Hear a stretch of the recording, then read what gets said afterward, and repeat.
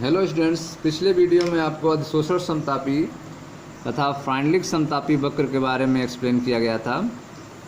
आज के वीडियो में आपको बताएंगे विलयन प्रावस्था से अधिशोषण। विलयन प्रावस्था से अधिशोषण के बारे में एक्सप्लेन किया जाएगा। इससे पहले आपको ठोस के द्वारा अधिशोषण कैसे होता है, ठोस पर गैस का अधिशोषण कैसे होता है, इसके बारे में पिछले वीडियो में एक्सप्लेन किया गया है। आज के वीडियो में आपको बताएंगे विलयन प्रावस्था से अधिशोषण। तो आइए स्टार्ट करते हैं विलयन प्रावस्था से अधिशोषण। देखिए ध्यान से, ठोस विलयनों से भी घुले हुए पदार्थों का अधिशोषण कर सकते हैं। जैसे आपने देखा कि जो ठोस था वो गैसों का अधिशोषण करता था, ठोस जो है वो गैसों का अधिशोषण करता था। उसी तरह से ठोस जो है विलयन से भी घुले हुए पदार्थों का अधिशोषण कर सकते हैं। अगर विलयन है उसमें भी पदार्थ घुले हों तो उसमें भी अगर आप ठोस डालेंगे तो वह भी जो है ठोस क्या करेगा, विलयन में घुले हुए पदार्थों का अधिशोषण कर लेगा। ठोस विलयनों से भी घुले हुए पदार्थों का अधिशोषण कर सकते हैं। जब एसिटिक अम्ल के जलीय विलयन को चारकोल के साथ हिलाया जाता है तो अम्ल का एक अंश चारकोल के द्वारा अधिशोषित हो जाता है और यों विलयन में अम्ल की सांद्रता घट जाती है। तो आप देख रहे हैं कि एसिटिक अम्ल का विलयन है, एसिटिक अम्ल का जलीय विलयन है, उसमें आप मिला रहे हैं चारकोल, ठोस चारकोल आप मिला रहे हैं। तो चारकोल क्या करता है, एसिटिक अम्ल के विलयन को, एसिटिक अम्ल को अपने सतह पे अधिशोषित कर लेता है।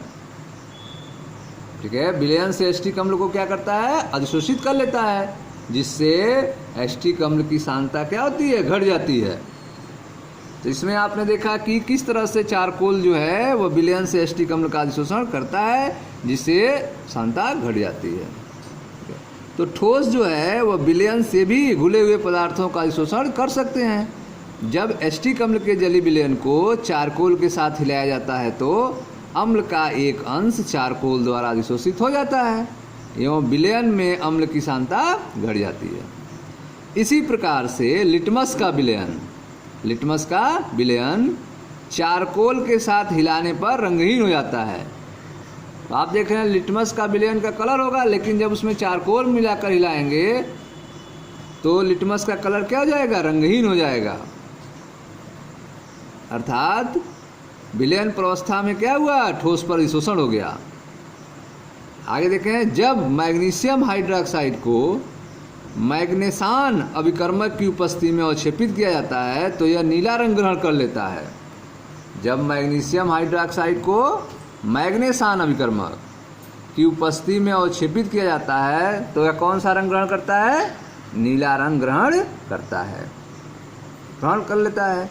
यह रंग मैग्नेसान के अधिशोषण के कारण होता है। ये जो नीला रंग आया है वह क्यों होता है, मैग्नेसान के अधिशोषण के कारण होता है। ठीक है, जब मैग्नीशियम हाइड्रोक्साइड को मैग्नेसान अभिकर्मक की उपस्थिति में अवक्षेपित किया जाता है तो यह नीला रंग ग्रहण कर लेता है। यह रंग मैग्नेसान के अधिशोषण के कारण होता है। ठीक है, तो आपने कुछ उदाहरण देखा, और आगे देखें ध्यान से। विलयन प्रावस्था से अधिशोषण में निम्नलिखित प्रेक्षण प्राप्त किए गए हैं। ठीक है, विलयन प्रावस्था से अधिशोषण में निम्नलिखित प्रेक्षण प्राप्त किए गए हैं। पहला, अधिशोषण की सीमा ताप के बढ़ने पर घटती है। जो अधिशोषण की सीमा है वह ताप बढ़ाने पर क्या होती है, घटती है। अधिशोषण की सीमा अधिशोषक का पृष्ठीय क्षेत्रफल बढ़ने पर बढ़ती है।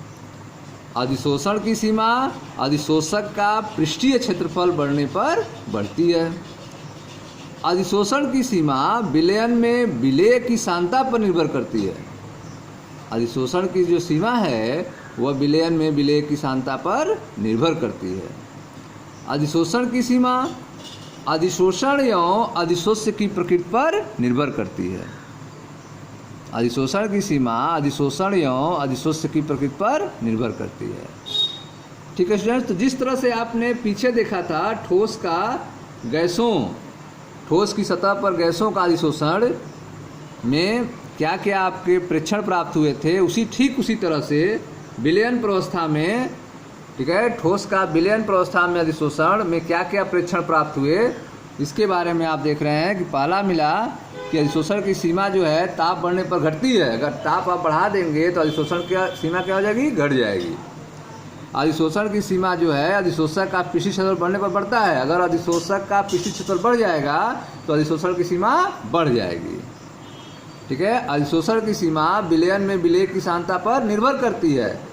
अधिशोषण की सीमा जो है वह विलयन में विलेय की सांद्रता पर निर्भर करती है। अधिशोषण की सीमा जो है अधिशोषण और अधिशोषण के प्रकृति पर भी निर्भर करती है। ठीक है, विलयनों से अधिशोषण की परिशुद्ध क्रियाविधि ज्ञात नहीं है।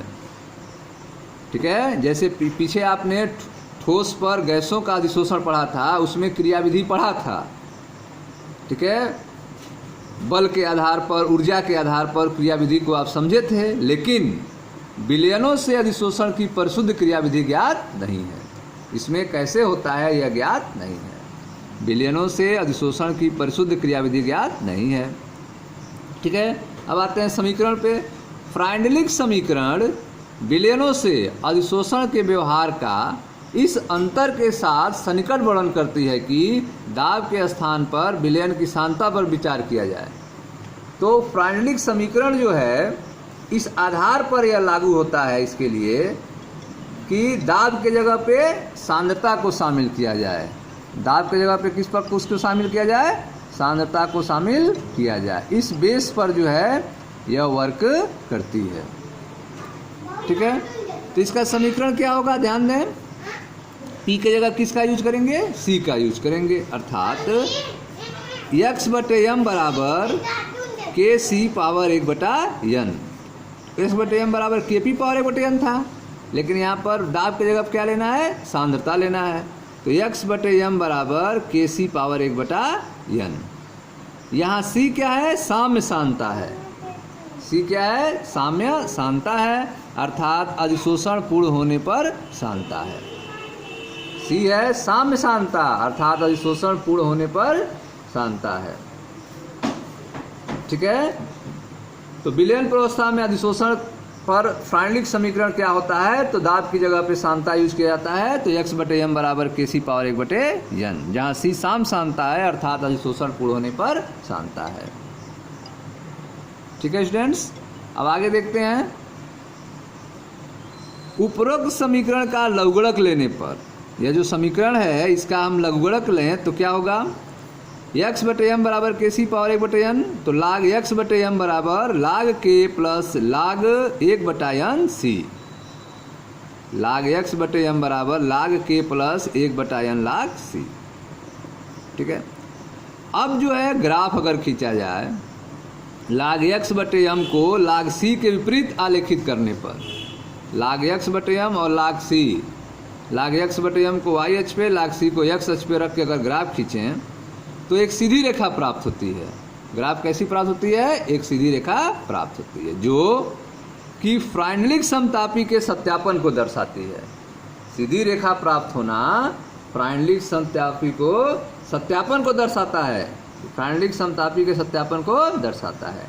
इसको प्रायोगिक तौर पर एसिटिक अम्ल के विभिन्न सांद्रताओं के विलयन को लेकर परखा जा सकता है। एसिटिक अम्ल के अलग अलग सांद्रताओं के विलयन को लेकर आप समीकरण को परख सकते हैं। विलयन के समान आयतन, विलयनों के समान आयतन चारकोल के समान मात्राओं में अलग अलग फ्लास्कों में मिलाए जाते हैं। विलयनों के समान आयतन चारकोल के समान मात्राओं में अलग अलग फ्लास्क में मिलाए जाते हैं। अधिशोषण के पश्चात प्रत्येक फ्लास्क में एसिटिक अम्ल की अंतिम सांद्रता ज्ञात की जाती है। अधिशोषण के पश्चात प्रत्येक फ्लास्क में एसिटिक अम्ल की अंतिम सांद्रता ज्ञात की जाती है। प्रारंभिक एवं अंतिम सांद्रताओं में अंतर x का मान देता है।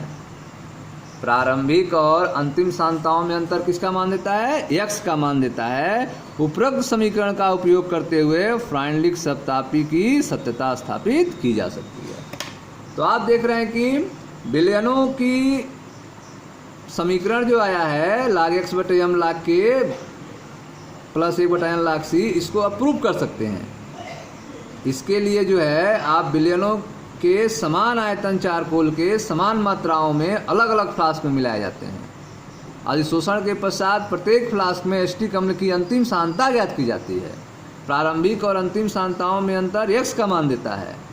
ठीक है, उपरोक्त समीकरण का उपयोग करते हुए फ्राइनलिक समतापी की सत्ता स्थापित की जा सकती है। तो इस तरह से स्टूडेंट्स आपने देखा कि विलयन प्रवस्था में अधिशोषण, अगर विलयन है तो उसमें भी अगर आप ठोस मिला रहे हैं तो उसमें भी अधिशोषण होता है, और कौन कौन से इसके प्रेक्षण प्राप्त होते हैं, और फ्राइनलिक समीकरण में चेंजिंग क्या होती है, पी की जगह सी यूज करते हैं। ठीक है, फिर ग्राफ जो एक सीधी रेखा प्राप्त होती है जिससे स्पष्ट होता है कि यह फ्राइनलिक समीकरण का पालन करता है। ठीक है स्टूडेंट्स, तो इसको आप रिवाइज कीजिएगा। मिलते हैं नेक्स्ट वीडियो में, अधिशोषण के अनुप्रयोग पढ़ेंगे। Thank you.